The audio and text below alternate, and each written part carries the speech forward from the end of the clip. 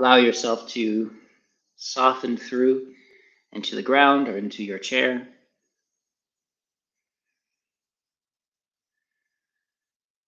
Spend a few minutes settling and becoming quiet.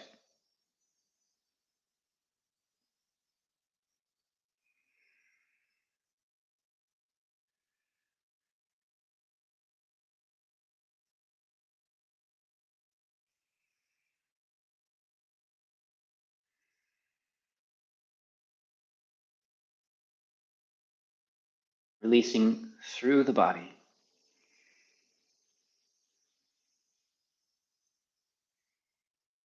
We want the weight to move out of the body into the chair. So we're not resting the weight anywhere into the body, but we're allowing the weight to pass through until we become weightless. And the same is true with standing posture.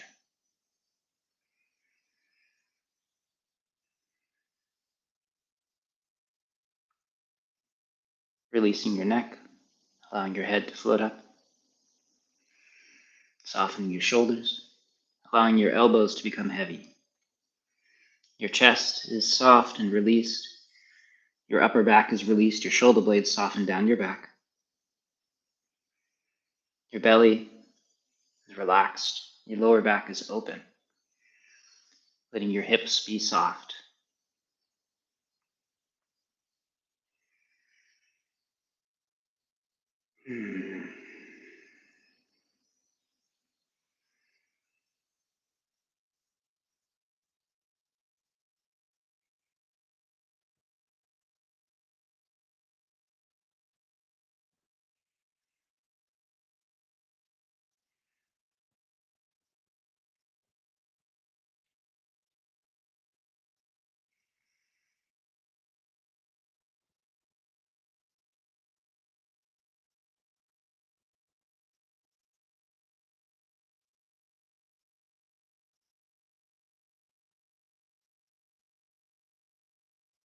Remember that we always begin where we are. Like I was mentioning earlier, since Del and I were chatting about the Tao Te Ching today. In the Tao Te Ching chapter 64, they talk about that, well, the most common mistranslation is that the long journey begins with the first step. And that is our culture adding and misunderstanding actual Taoist philosophy, because that is not where our long journey begins or should begin. All of life's journey begins under your feet, which is what it actually says. Begins where you are, not where you're going.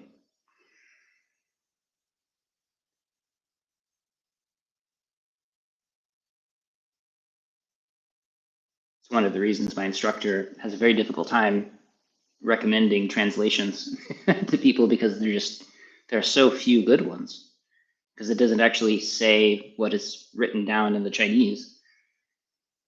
We adapt it to make it seem important to our culture and our way of thinking, instead of learning a new way of being, a new way of listening.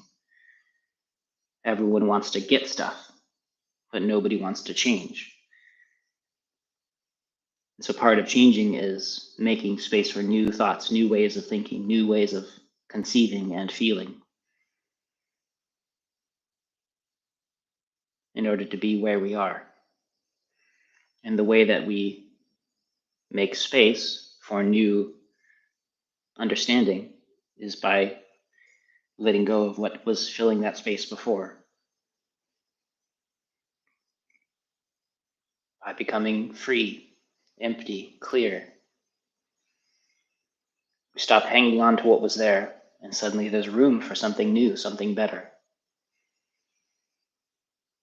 And we do that through letting go, through softening, through being quiet and subtle and listening, through doing less.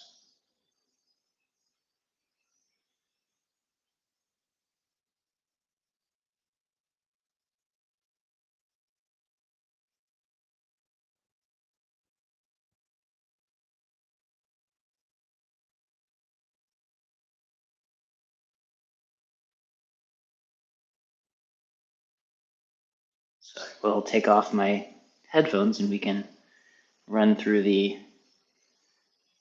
full head set, so to speak.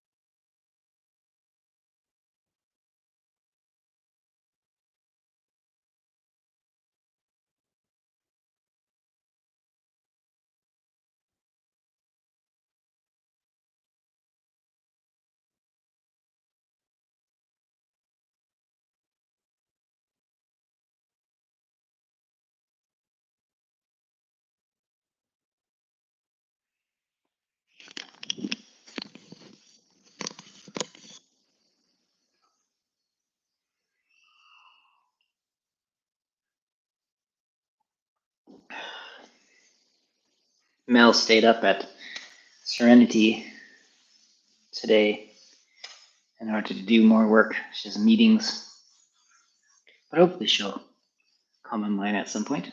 I keep waiting to see her little name pop up.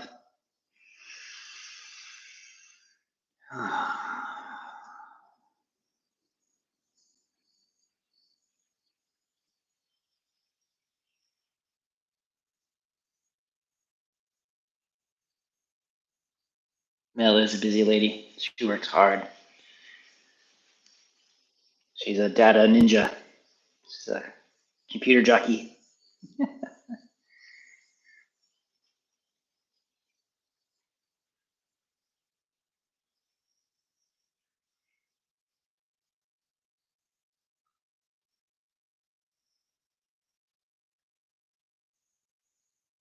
So there's a direct relationship, just to continue on with the chat Del and I were having earlier. There's a direct relationship between the ability to listen, the ability to start to slow down the mind, to settle into awareness, to feel what's going on, with your ability to soften your body, with your ability to allow qi to move appropriately. Because the body, mind, the qi flow, the emotional flow, it's all one thing. Emotions are just qi, movement and non-movement of qi, we can say. And so all of this that we have going on, it all works in both directions. If you can learn to soften your body, if you can learn to open things, that helps to slow the mind down, to make us more anchored and grounded, to help us see things a bit more clearly, to allow the emotions to become settled and peaceful. And of course, the other way around, that as you learn to pay attention, slow down, and notice what's going on, you can start to soften your body. One way of talking about qi is that it is the movement of the awareness in the body.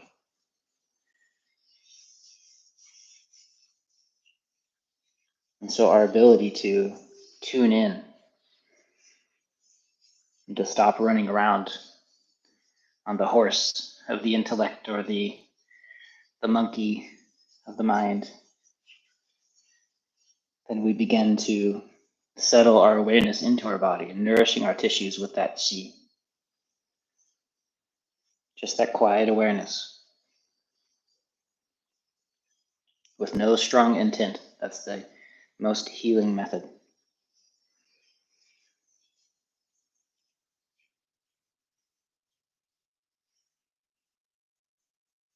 And so usually about this time with training, and this occurs with a lot of different layers in the body. If you're teaching people to feel their joints, there are practices that help people experience their bones or their internal organs, or in this case, the fascia. For people that have been practicing every day as much as we have, usually after about a month, that's when suddenly the awareness finds it a bit more easy to soak into the tissues that we've been focusing on. And so in this case, this layer beneath the skin, between the tissues, this fascial layer, what we're calling the fascial layer, it's part of it. And so not just for the people in a class right now, but also for the people later who might be watching this in the future. Maybe we'll have flying cars and freed fascia. But pay attention to see if there's a shift in your awareness over the next week or so as we move into the second month of practice, which is amazing to say. For a lot of people, that's a really big deal. And so if that's you, then definitely celebrate yourself, because you're approaching a really important milestone for your body-mind. You want to notice the shifting. In long meditation retreats, it's usually 6 days or a week or so, and people of continuous practice. And people's minds suddenly get much more quiet. It takes about that long for real practice to be able to begin, because for the first week or so, people's minds are just running around like crazy. And that's if people are practicing all day long. So in this kind of context, it's more like a month for a shift to start to occur in our awareness. So if you can, as we do these movements, see if you can notice a little bit more than you used to about what's going on just beneath the skin in this spreading layer as you nourish it and fill it with fluid and healing awareness, the fluid of the mind.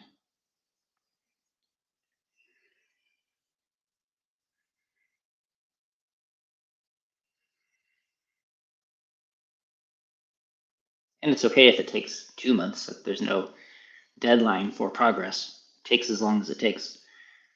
It just seems like it's a thing worth paying attention to, these subtle changes that start to happen.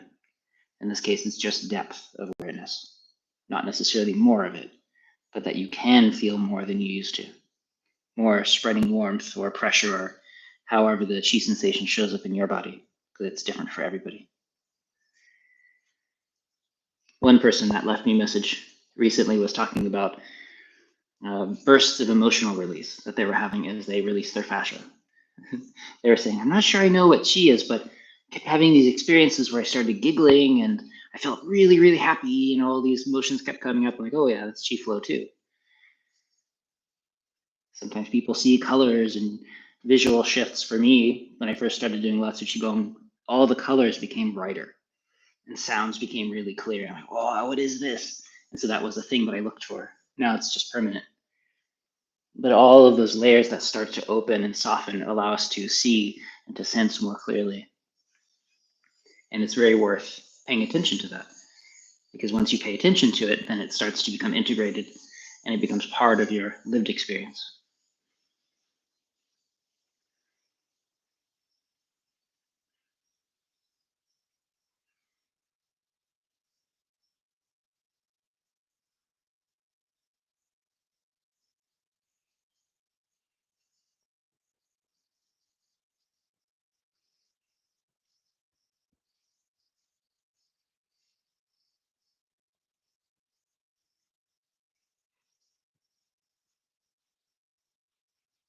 Very good questions.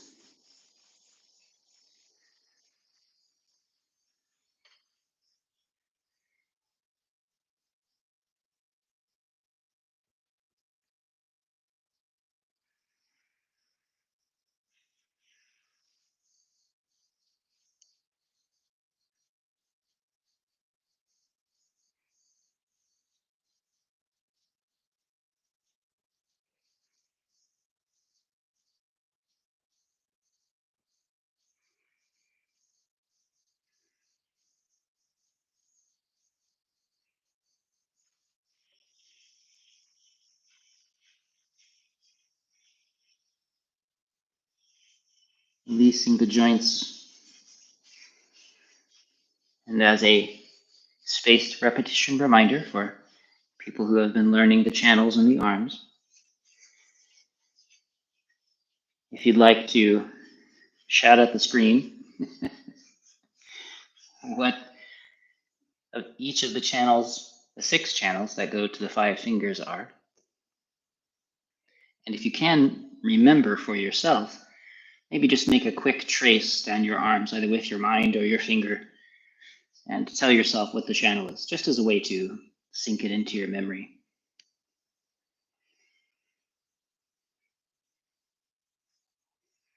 And remember that there are a zillion YouTube videos that talk about the channels and the lines, and every acupuncture student these days makes a blog or some way to try to help them remember.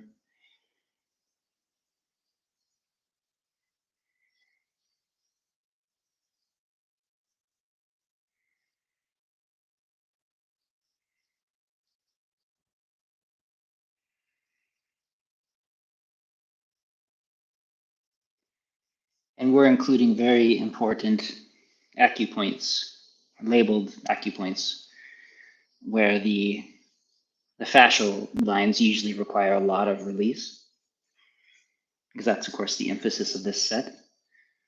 But you can, of course, always incorporate extra release in the areas where you are having difficulty or you feel like your tissue is very bound up, there is zero harm to simply helping that area soften, especially in such a gentle method.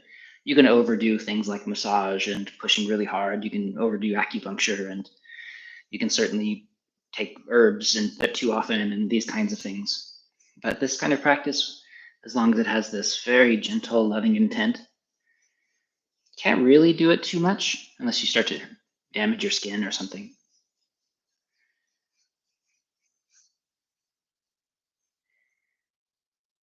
And so feel free to research and add points that seem helpful to you, and then help those release as well. But again, and I'll talk about intent in a little bit, don't focus your mind too hard. Don't try to push your ideas into your body.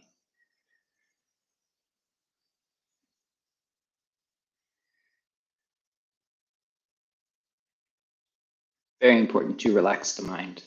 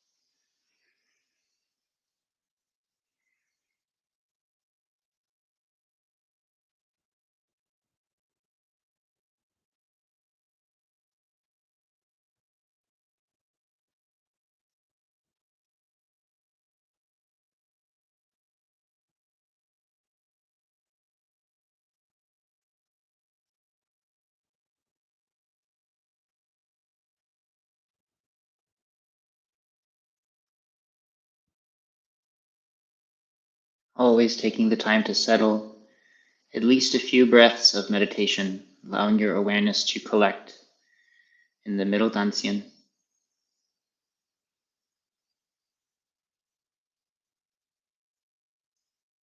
Don't just go from one thing to the next. Always stop. Be where you are.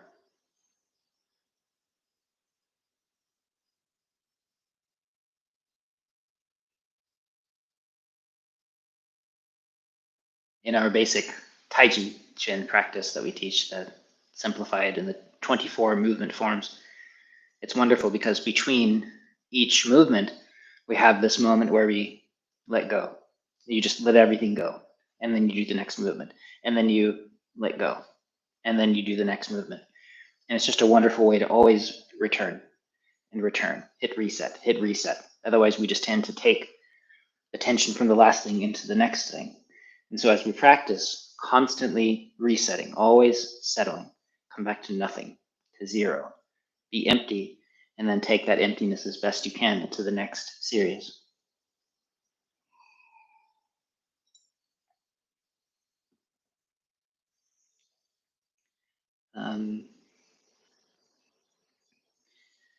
I haven't found many good beginners YouTube channels just because those aren't, as far for teaching acupuncture and things, because those aren't really aimed at me. The people who I tend to teach or make corrections for, who consult me and stuff, I get recommended those channels a lot. And so they're usually like experts that are teaching experts. But if you find one, please let me know and I can help spread it around. I'm sure there's wonderful teachers out there. I just haven't come across them.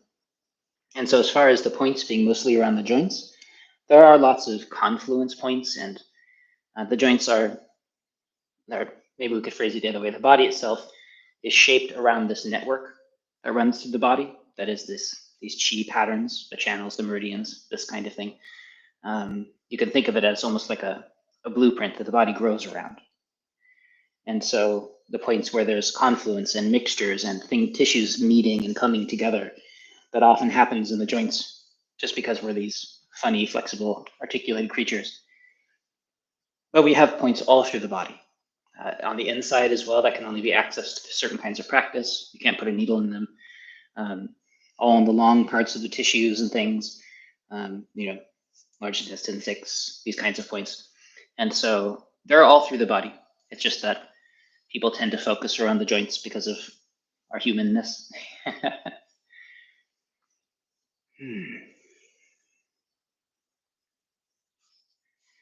Settling through.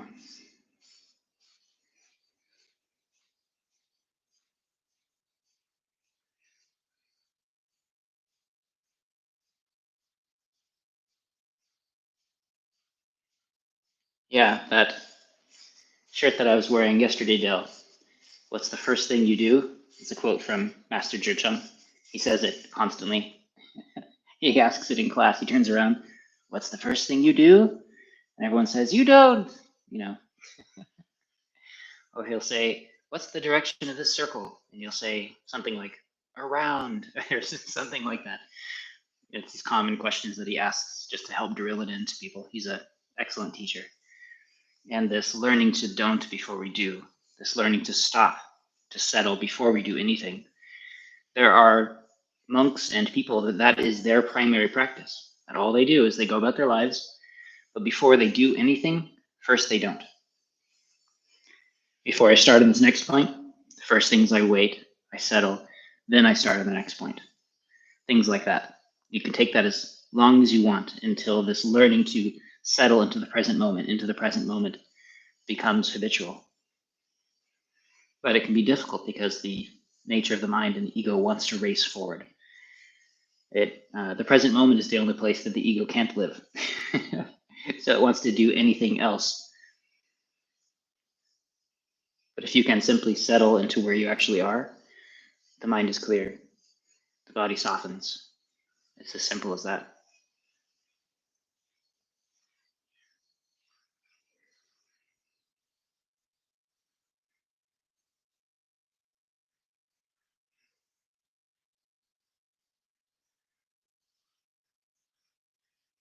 Easing open, softening your fingertips so that that softness is transferred into that deeper tissue. And remember to allow your awareness to soak into that deeper tissue. And please let me know in the comment section or wherever you'd like, as your awareness changes over these weeks and months. I'm curious about commonalities, how long it takes for processes to change and what people experience as they go through their growth and healing.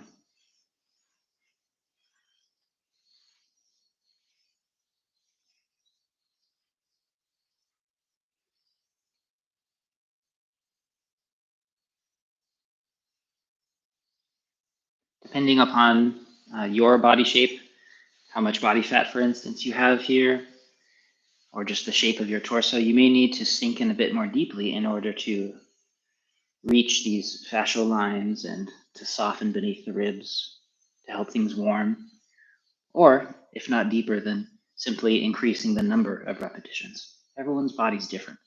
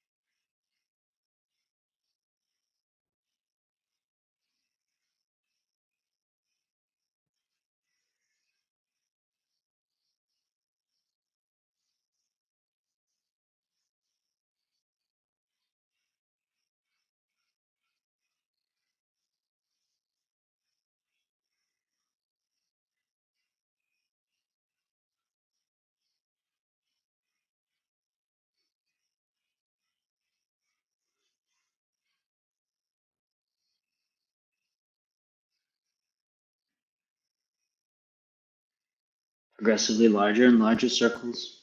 Again, your awareness is deep to the palms. Feeling the fascial layer just beneath the skin, but also you can allow your awareness to soak into the body. There's fascial layers around all of the organs. All of your organs are separated and held in these little Ziploc bags of fascia.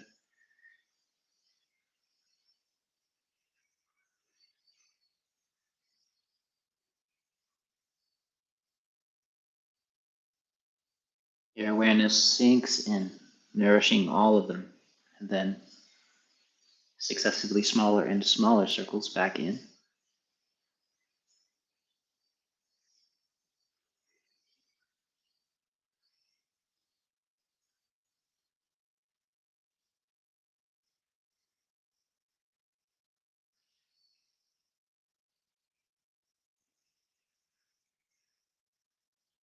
And then your awareness settles deep to your hands once again, into that space, if possible, between the navel and the spine, or at least into the navel.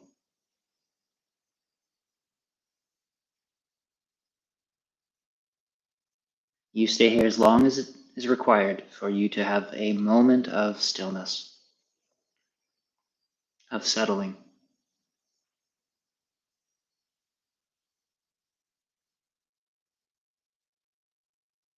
Everybody's different. For the people that it's especially difficult for, of course, those are the people that need it the most.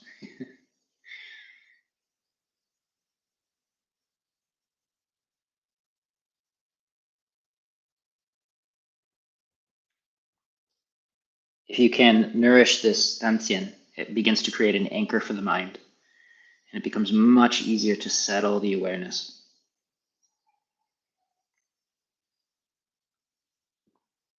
But it can only be cultivated through that very quiet mind.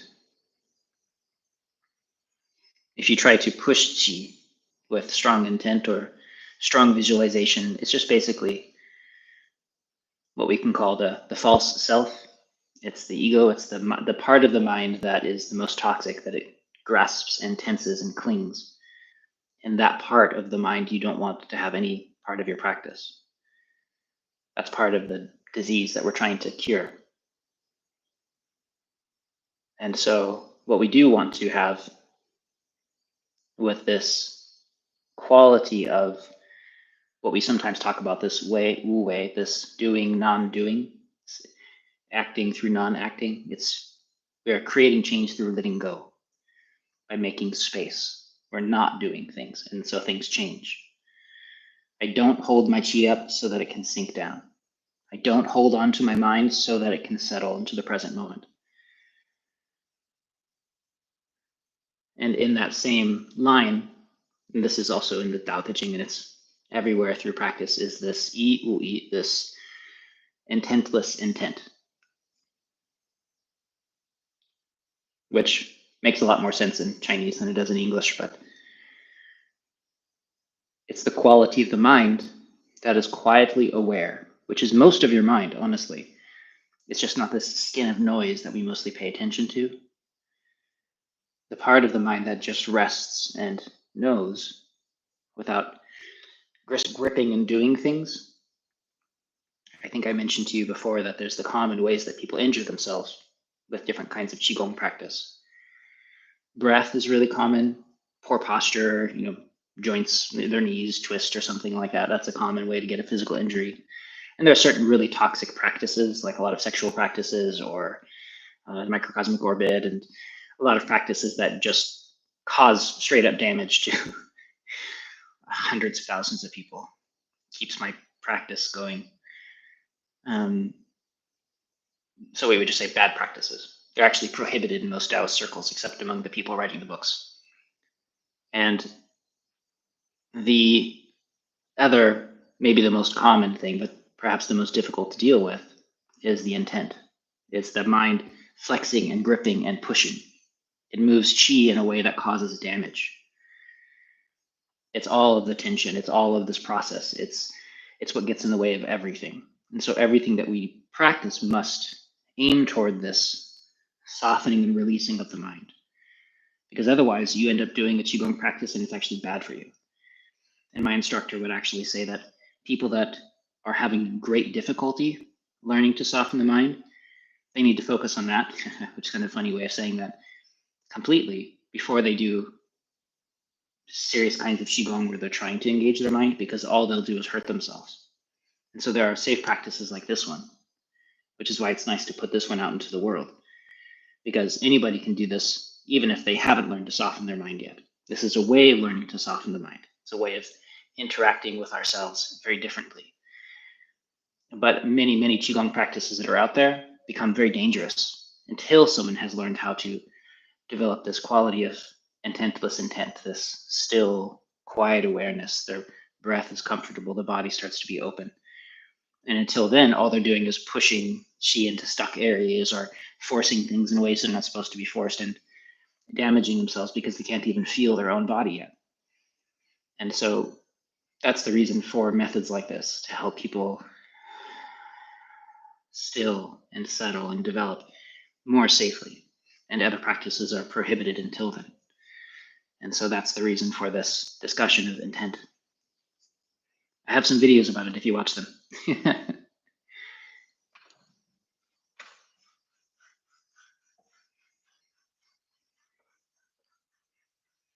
Easing this area open.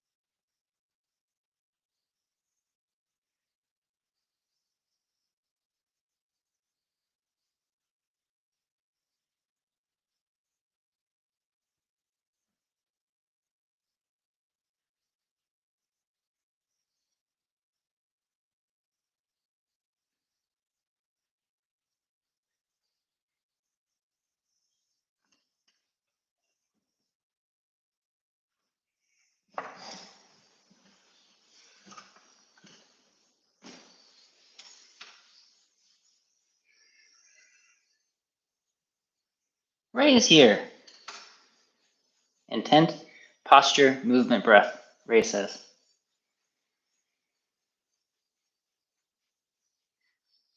The basic recipe for Qigong.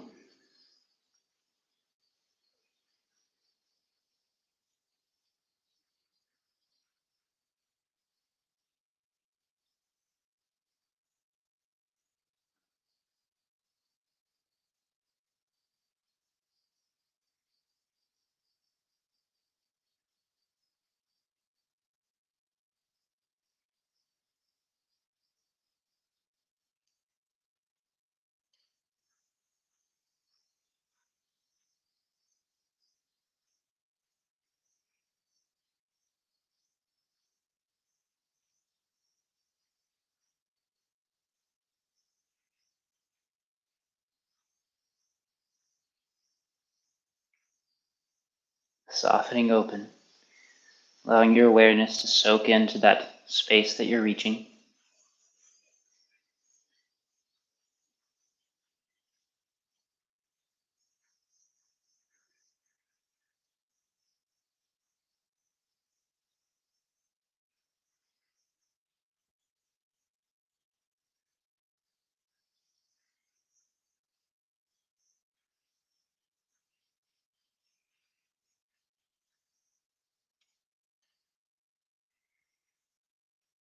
Remember as well that the hands are soft,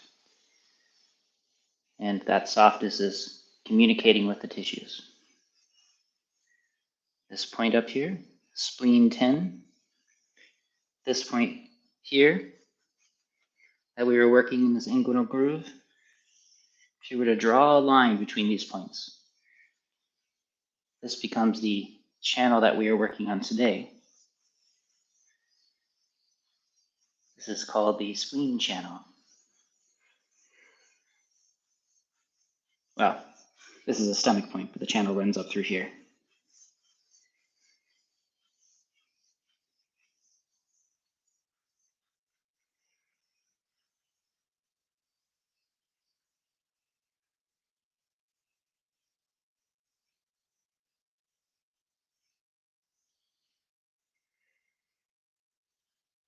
Softening just behind the knee.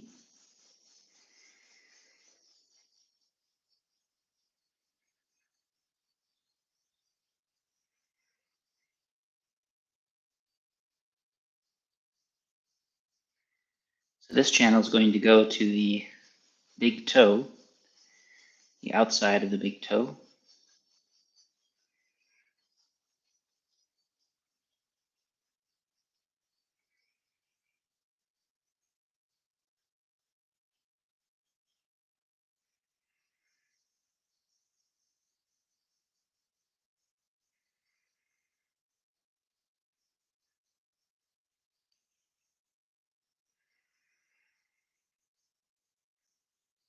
Soft and warm. Just that space next to the shin bone.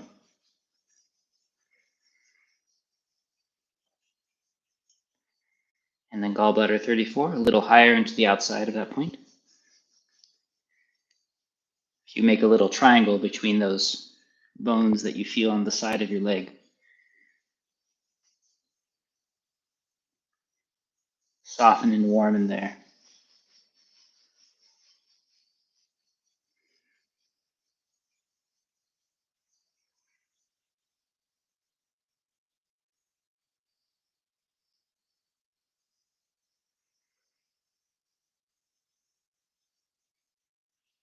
And then, special highlight here, so this is spleen 10 up here, the sea of chi. This one here is spleen 9, just on the inside of this tibia bone. There's a nice space here at the head. I'll just do this. If you feel there's a little sore or soft spot just at the top of the inside of the tibia bone here, below your knee, you can warm that point. Very useful point for a lot of reasons.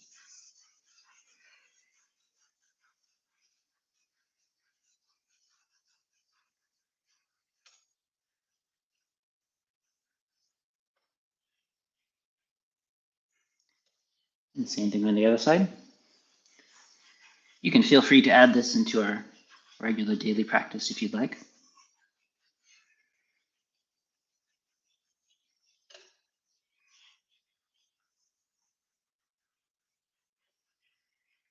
This is the point that we often grab when we are doing this. If I'm massaging stomach 36, I can simply allow my thumb to settle in here and also soften this line.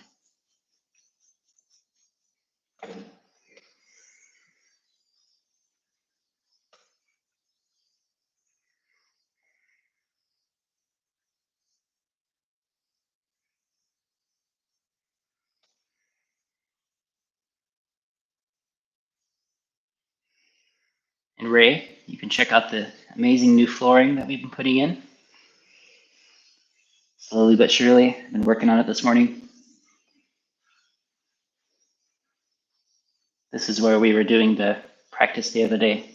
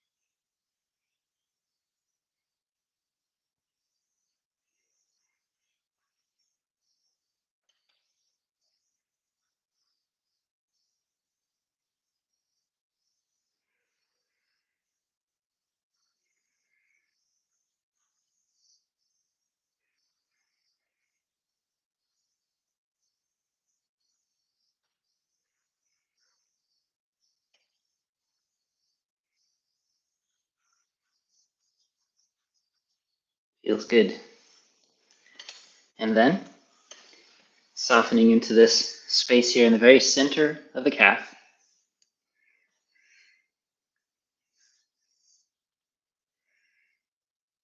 Maintaining the softness in your hands. Simply allow your fingers to penetrate into that point, easing it open. You can push a little bit harder than with the other points because we have to settle through several layers of musculature. And there's a lot of binding that tends to occur here. But the impact that we are reaching for, so to speak, still is this soothing and opening quality. That's the change we want. So if you're prodding it in a way that causes it to become tighter, then back off a little bit. Open rather than close. All the way down the Achilles as well. Softening that musculature near the shin, the anterior tibialis, this whole line.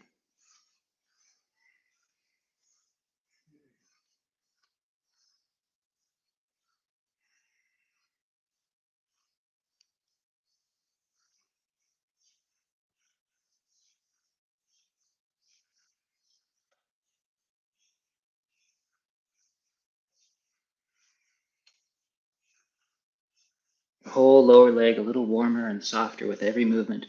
Your hands continuing to soften. By the end of the set, your hands should feel very soft and easy.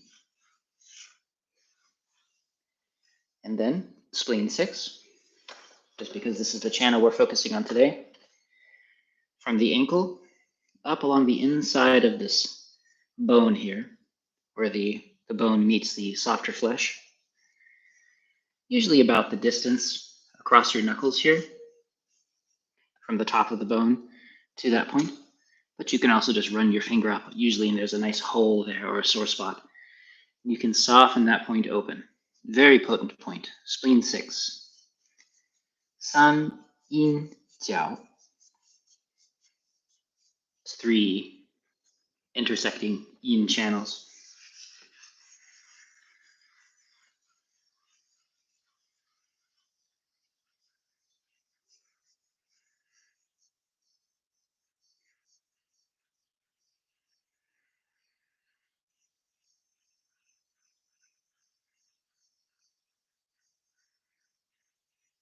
Take your time here, releasing, opening.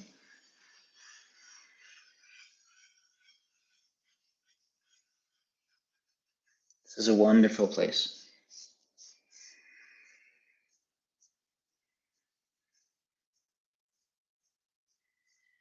And because it was asked about, the kidney 3 point here, basically between the medial malleus, what's the word? The ankle, the inner ankle point, between the ankle and the Achilles tendon, there's a soft space in between there if you just draw a straight line. And you can settle your fingers in there and warm that place as well. This and the point exactly opposite it on the other side, bladder 60, both of those are quite good for lower back pain, pain in the spine, and that point on the back of the knee as well. If there's anybody that needs to help somebody with lower back pain, those 3 points can be very, very useful, of course, depending on the cause of the pain. But in the very least, they'll be generally helpful to keep the chi moving.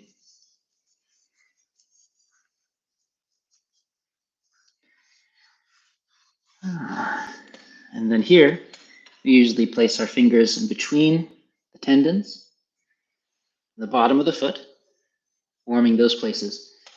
But the channel that we're working on today runs along the top of the foot to the end of the big toe here. And so we want to let our palms, this point we were talking about before, warm and soften that line,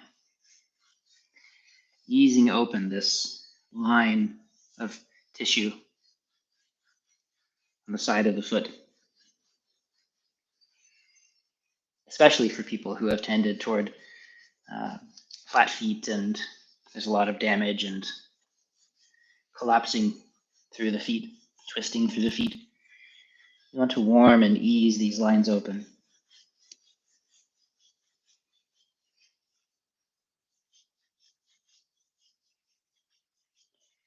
And so for the memory tools we've been talking about, if you can create an image that connects the big toe, which perhaps you can imagine something based on the big toe. And I'm not sure how many people know much about the spleen. So if you can create an image associated between the two to help you remember that the spleen channel runs up the inside of the leg and goes to the big toe.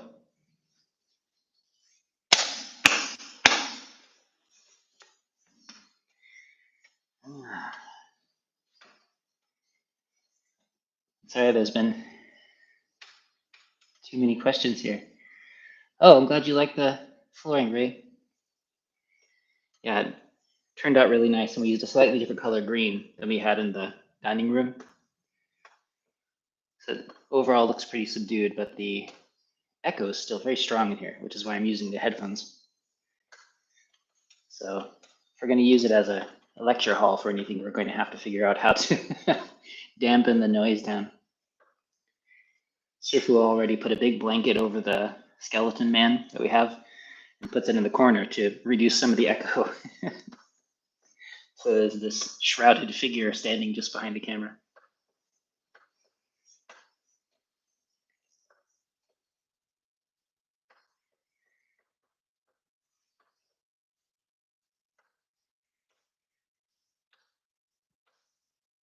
And I'll try to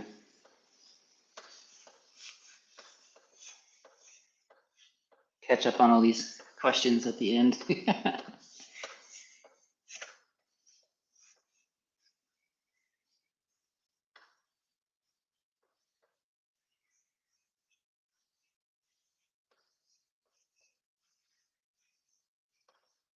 So as we soften, for instance, this line down the shin bone here, or the musculature next to it, this warm center of our palms is warming this spleen channel, which runs just along the inside of the shin bone, all the way to that big toe.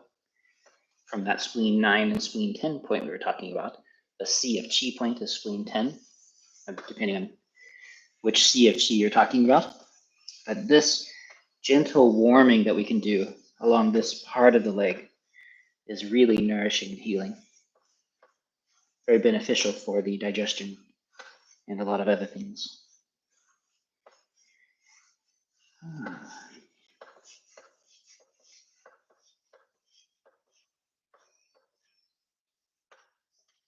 And then spleen 6 again, just above the ankle here. Like the name suggests, there's 3 channels that cross this point. So in all 3 yin channels that we'll be following here on this leg, they'll all make use of this point.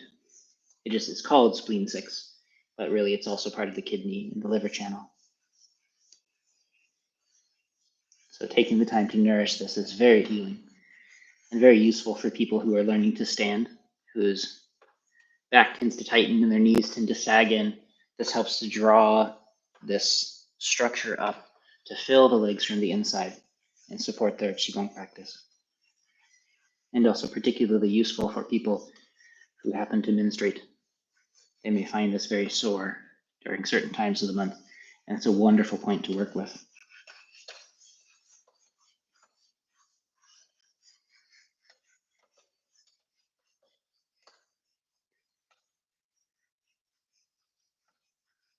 Letting the warmth of your hands soak into the top of the foot and relieving these lines of tissue that attach to the bone here and that circulate up under through the arch and connect all through here. You can imagine how much stress and pressure has been put into this area. And like that tensegrity tool that I was showing you the other day, the body isn't a stacked pile of bricks. It's a living, articulate structure filled with empty space if we allow it, if we stop collapsing. And so these points here that we're rubbing on the bottom of the feet and the sides of the feet are more poised to perch on the ground and let the weight release into the ground rather than all of the weight of your body piling up on top of it and causing all of this to collapse. And so by softening this tissue, this aspect of the fascia is one of the ways that we become these springy, fluid, resilient creatures. All of the layers play a part, of course, but this is one of them that we want to notice.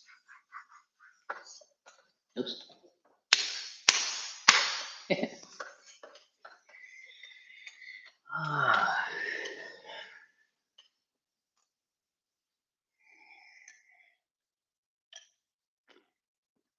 Cold tea, but delicious. And then, of course, if you'd like to sit on the ground at this point, you're most welcome to. The cold floor here is still not quite to my liking. Maybe in another month or so, I'll sit on the floor or get a better rug. Sweeping down the outside and back, up the inside and front, you'll notice that you're sweeping partially up the spleen channel here.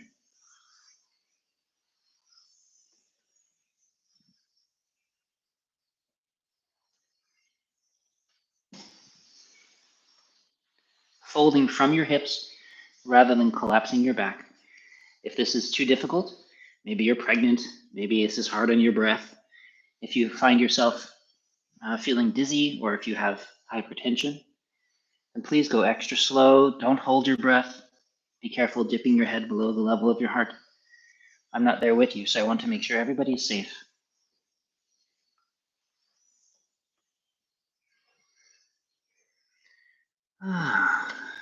And then circling your feet. Not the right chair for this.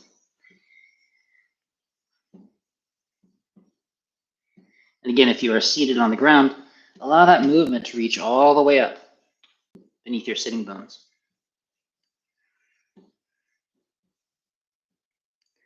Circling your toes.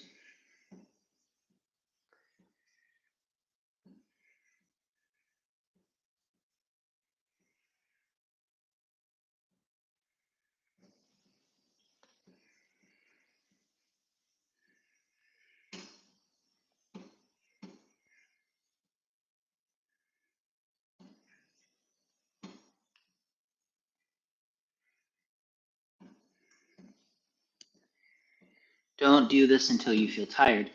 And you can, of course, use your hands to help. You want your legs to be soft like this. You're not gripping and pushing and pulling in your legs. You're releasing them into a circle. The movement goes through your legs to your feet, not pulling them in and trying to control them. Release outward. You're lengthening your legs and your spine. So you don't want to be doing this. As well as, let's include those movements that are wonderful to do when you're first about to get out of bed. I will move my hands, let's face you here. I'll move my hands to mirror my toes, since it's a little harder to see my feet. Move your big toe and your little toe outward. You can move your ankles if you'd like, but make sure that it does not replace this movement of your foot, moving around the cylinder of your foot. If this feels especially uncomfortable or tiring, then go very slow. Eventually, this becomes comfortable and easy, just as it is with your hands.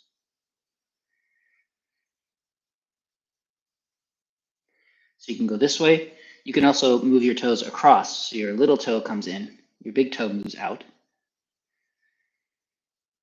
And again, you can do this lying in your bed if that's more comfortable.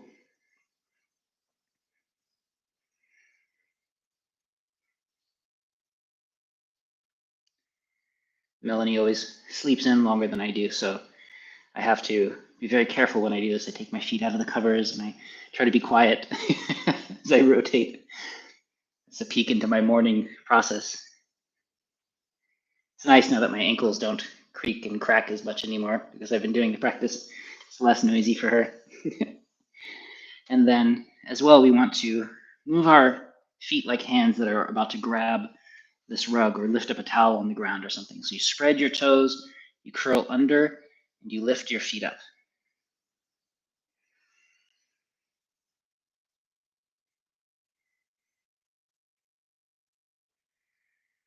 And if you're seated on the ground, you can do that lengthening the kidney practice that we do.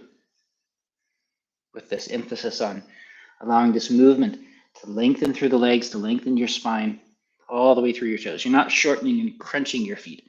You're lengthening your feet. You can also rub your feet. You notice the rubbing on the spleen channel here. I'll just keep mentioning it. Spleen channel comes up along the inside of the leg, up through here. It actually comes up into the body as well. But we're not learning that. Not yet. Get your feet nice and warm. Especially if you have trouble reaching them with your hands. I know a number of you have mentioned that it's very difficult to work on your feet, but you can use your feet to work on each other. You can even put them on the ground and move them like this, if that's more comfortable. There are some wonderful things designed to put your feet on to help you rub your feet and wake them up. The ones I actually have are called foot wakers, but there's a zillion versions. You could just roll your foot on a tennis ball or a Coke bottle, something like that. And that helps to wake and to open your feet up if they've just been frozen. Shifu says we want to return our feet from being like hooves and to being more like hands on the ends of our legs. And then we begin to walk and move that way.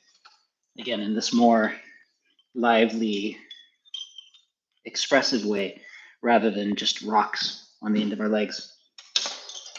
And you can also tap your feet on the bottom of the ground to wake up the bottom of your feet, as long as your knees stay bent and you're not hitting so hard that you're causing any damage to yourself. Definitely can't do this. Someone next to you is asleep.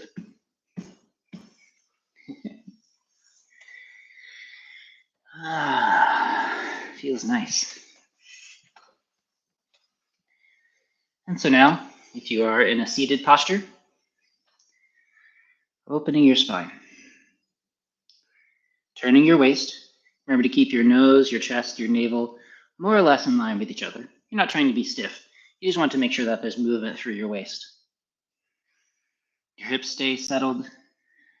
If you're doing this while standing, please do not twist your knees. Don't do it. Opening along the spine. You can allow a little bit more twisting if your navel is moving.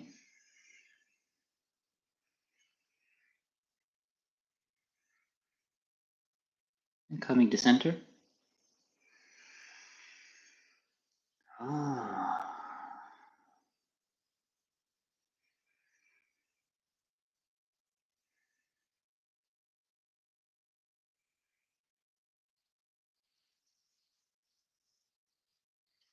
So I'm going to do the tooth clicking the mouth method, just as a reminder. You can click your teeth together if you'd like. If your teeth don't quite fit well together, or you have painful teeth or delicate dental work, you can just touch your teeth together and press them gently together to create a pressure wave that moves up into your gums and the rest of your mouth. And then we will extend the tongue only as many times as you can do it without creating tension. You spent all this time softening up here. We don't want to start to add tension. So just lengthen your tongue, open your eyes, allow your throat to lengthen, and then you click your tongue, and then again, lengthen, not clench. It's a difference. Not shorten, lengthen. And then I'll probably do 9, but only do as many as make you comfortable. And then we do the same, rubbing our tongue around the outside of our teeth in both directions and the inside of our teeth in both directions, gathering up that saliva that fills our mouth, and then swallowing it down. You can do it 3 times if you'd like, allowing that saliva to sink all the way down and following the movement of qi down into that space behind the navel. And then rest.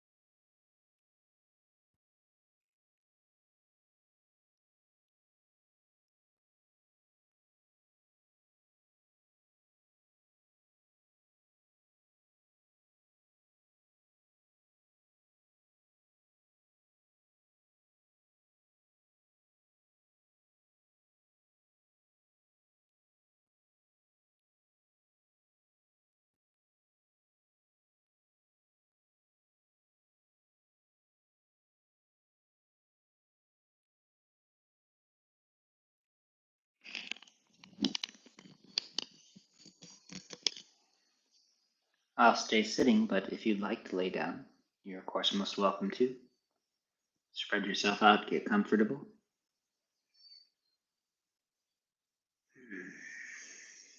I'll just remain seated and allow your awareness to spread out through your body, to rest. Your breath to be easy. You're not controlling your breath as usual, just letting things move. Just being.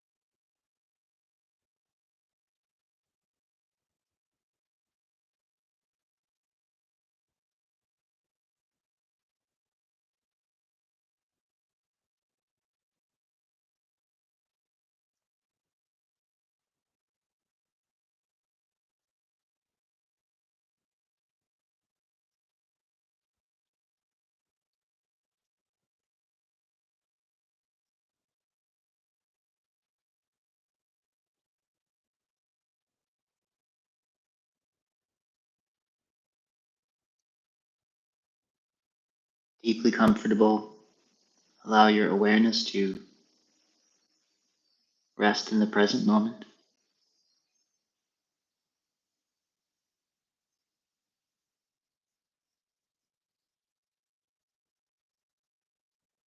Relaxing your mind so that it settles into the present moment, not controlling it.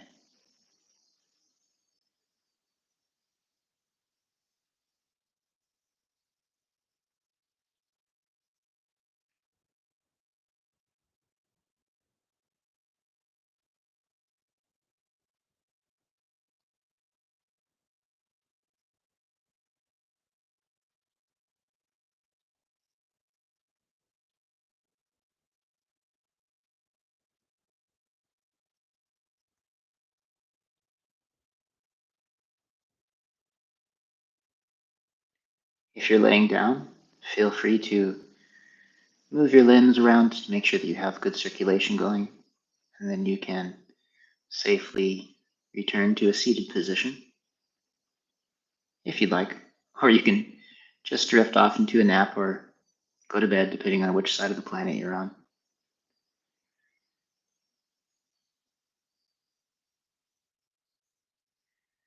For a lot of people, I think this is a wonderful pre-bed routine.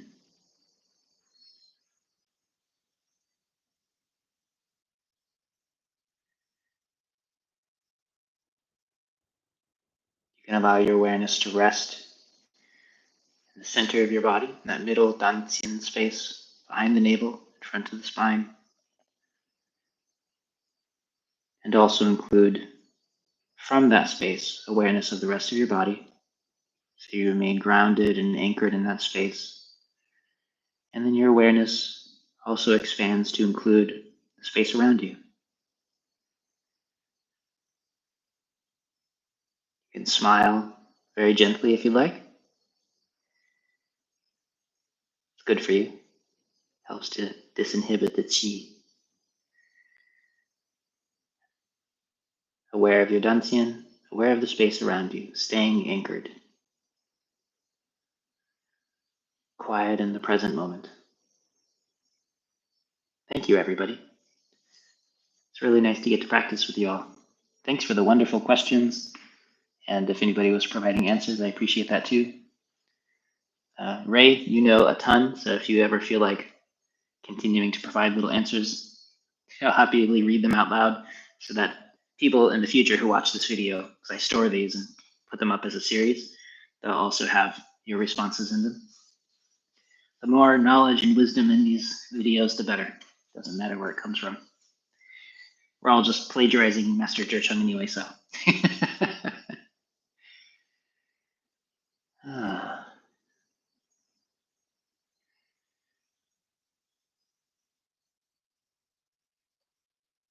So I will make my way through this pile of questions. Are there any questions that don't come from Chris or Del? Just in case.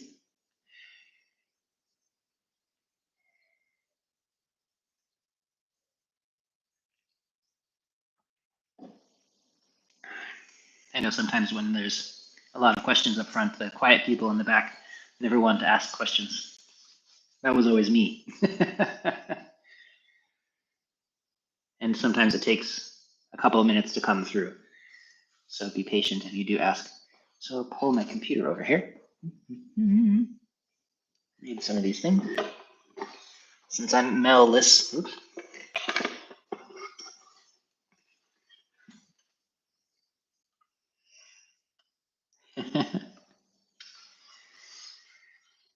Like my sexy computer cover. Available to you on Zazzle. Get yours now. So let's see, I'll go back up. And forgive me again, I'm a bit dyslexic, so I have to sometimes, if it's in English, I can read Chinese more easily.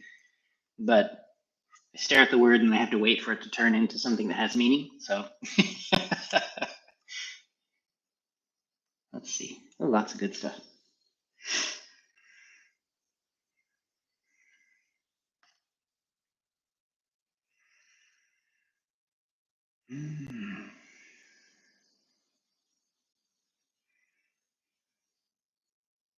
Oh, Gail, I'm really glad that your tissues are getting much softer. Yeah, I think that it's not always in the chat here, but I've been getting lots of feedback from people talking about how different they feel. And several people mentioning that their awareness is getting much deeper. They're actually able to feel this layer that we've been talking about. And so it's really nice to hear that it's helping people. It's such a wonderful, safe, simple practice. Just so great.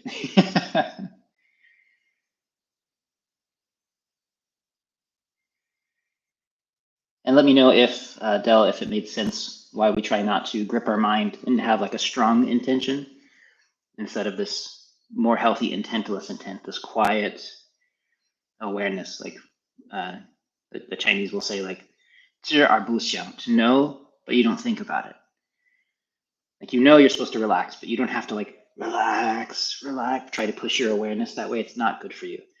And so instead to develop this quiet, present awareness, that's the Qigong mindset that we want.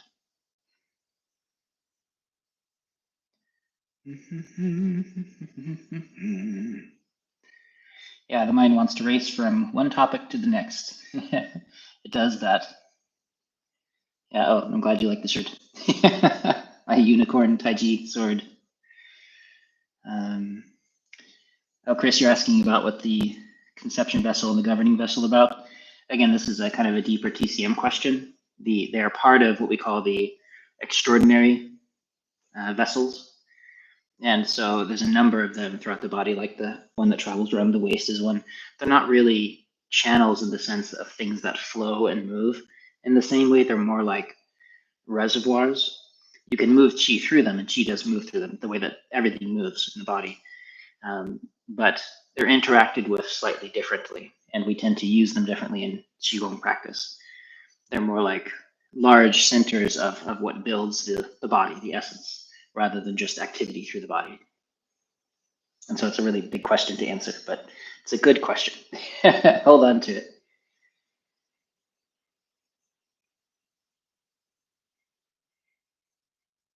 So if we were to copy the monks, what do we do when we don't? Oh, well, you're don'ting, so you're not doing. And that's one of those confusing things. So if I'm about to go outside and I open the door and I'm going to head outside, just before maybe I open the door, maybe I put my hand on the handle and I go, oh, And I'm noticing that in my mind, I'm already wherever I'm going. Maybe I'm going to go walk to my little meditation trailer over there. And so I'm walking out here and I notice that I'm already thinking about lunch or what I'm doing at 5 o'clock or something like that. And I go, oh, and I stop, I return to the present moment, to my actual existence. I feel my body, maybe I feel my dantian, or at least your feet on the ground, something that's real. And then I step outside. And you can do that with anything.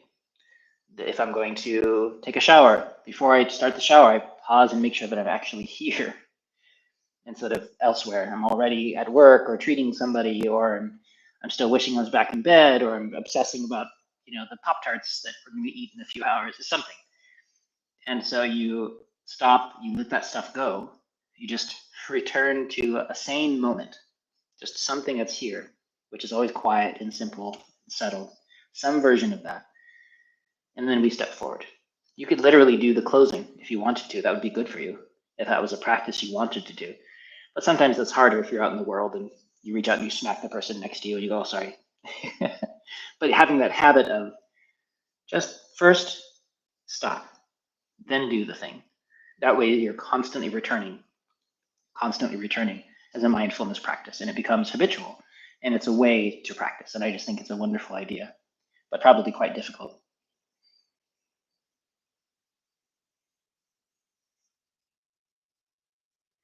Yeah, fasting of the mind, it's not about trying to hold your mind clear. It's about it's like fasting, it's this idea of not feeding it. And so it's not really about the mind, you're not feeding it with things. And so there's this Chinese word of shirt, which has to do with like, what's the word? Like affairs, this red dust of the world. It refers to this quality of like being in the world and doing stuff. And so the more we're interacting with stuff and people and thinking about the things, and there's the drama over here, and oh, what about this thing? And all of that feeds that part of our mind. And so part of practice is fasting the mind in the sense that you don't take that stuff in. Just let it be over there. You can either not take it in by not turning on I was going to say the TV, but nobody watches TV anymore. You don't turn on your computer, or at least you don't sign into whatever news channel you're doing. That's one way of fasting the mind. If you're doing it in practice, you're just doing what we had talked about over and over again, where you're not trying to control the mind to be in the present moment. Instead, you are noticing that you're being distracted, whatever that affair is, whatever that is. I'm trying to think of a better word. And then you notice you're not interested in it. You soften it, because that's a tensing of the mind. So you don't want to tense your mind and try to force it back into the present moment. That is an unsuccessful thing. It does not lead to good practice. So instead, you just let go of the distraction, and your awareness naturally drifts back to the present moment. You've already set your intention for what you're working on. Maybe you're working on settling your chi or something, and that happens automatically. You don't have to try. And that's a kind of fasting of the mind.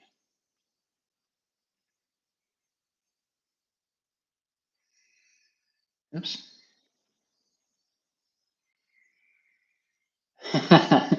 Don't think before you ask a question. That's amazing. Maybe that should be the new rule.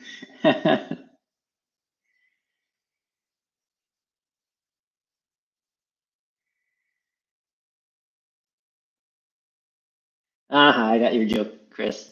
The spleen channel? I've been worrying about that one. The spleen is associated with worry and overthinking.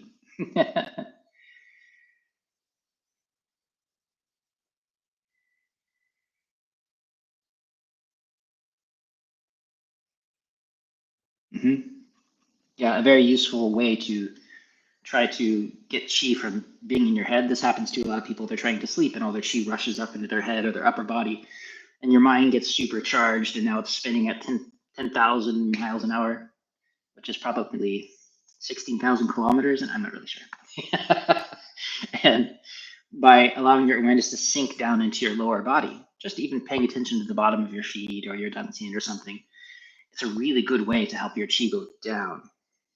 And it makes it a little bit easier for your chi to sink so that you can sleep. And so just feeling your feet on the floor is a wonderful practice to help get you out of your head, because so much of what's supercharging our thoughts isn't about the thoughts. It's not really being interested in whatever obsessive loop of a, the first 17 seconds of an anime or something that you watched. Like, we're not really that interested in that. It's just that our chi is up there and it's charging every thought up, and so they don't have any choice but to follow it. That's one of the reasons we want to be careful with our chi practices, not over gather all the time, especially to the head, because all it does is supercharge those things. If it supercharges our emotions, suddenly we're angry or terrified and we don't know why. We could look at it and be like, there's absolutely nothing for me to be upset about. And yet here we are. That's chi flow not quite functioning well. And so one of the ways out of that is to settle your awareness into your lower body, which helps to draw the chi down.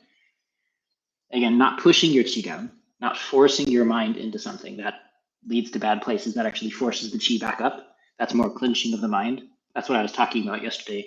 We have to be careful about doing things like using visualizations or imaginary things, not because those are bad inherently, but because the way everybody does it in the beginning is by clenching their mind and trying to force things to change, and that just causes the chi to come back up. And so you have to have this very gentle quality of awareness, maybe resting on the kidney 1 point or something like that, and then just let your chi follow down. And that's one way to slow down the thoughts or the rocketing emotions and things. So I'm glad you mentioned it, Chris. Chris is an expert in this stuff. Like, Chris knows a lot about these processes and this experience. And so definitely listen to Chris if you get the chance.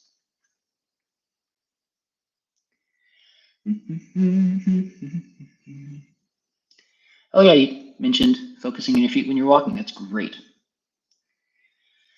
The spleen is on the calf side, not the shin side. I think that, yeah, it's on the inside. It's a yin channel. So it's on the yin side. Right along here.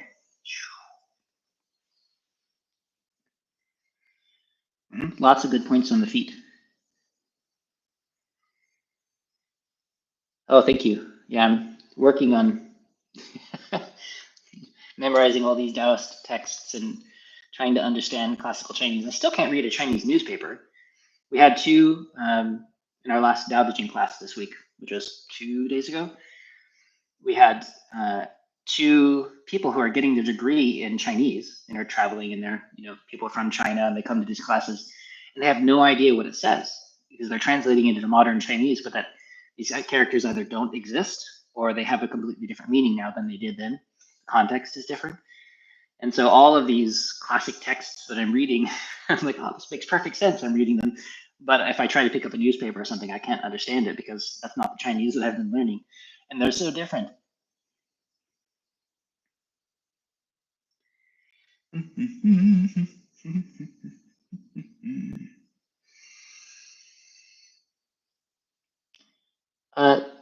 It's the same thing with what I was talking about, Chris, about part of the points that we engage with are the places that we use. And so there's lots of articulations and use and chi expressions in the face and the head, the hands, the feet.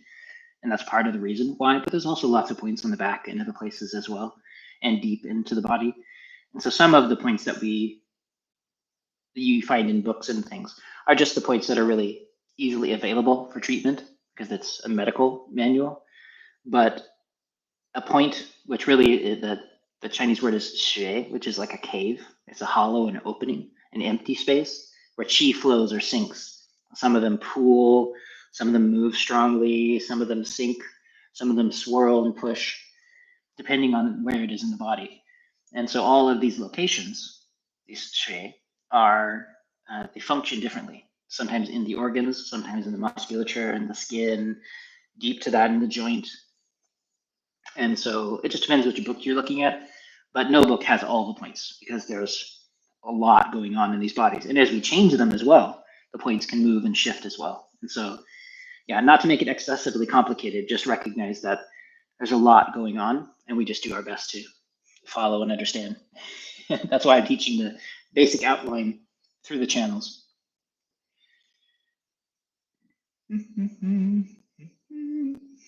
The impossible party trick. Toes flat on the floor, and then only lift the middle and the fourth one? I have no idea what that looks like. I guess I could do it. Yeah, okay, I can do it. I didn't know I could.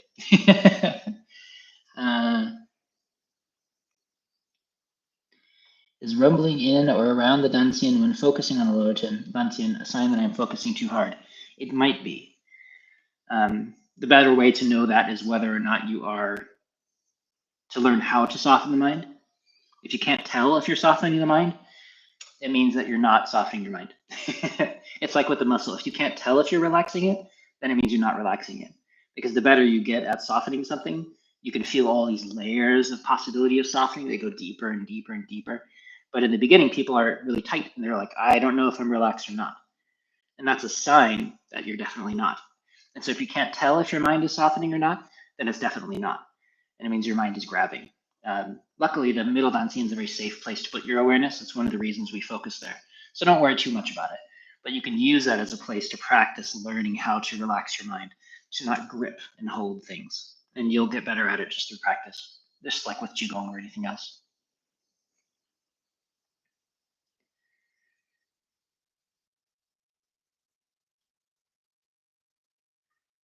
Oh, great. Are there any other questions?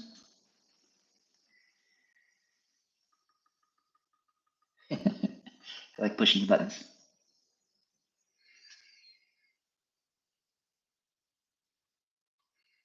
All right, then. Success. Thank you, everybody, for joining. Pretty fun class. Never had an L, though. Oh, I see a wait. Thank you. If you guys ever want to hit the like button, I'm sure it helps me somehow in the algorithm. Like, subscribe, comment, all those things. Even though this is the video I end up posting, I post a version of this video, but to keep people's names and things off of it.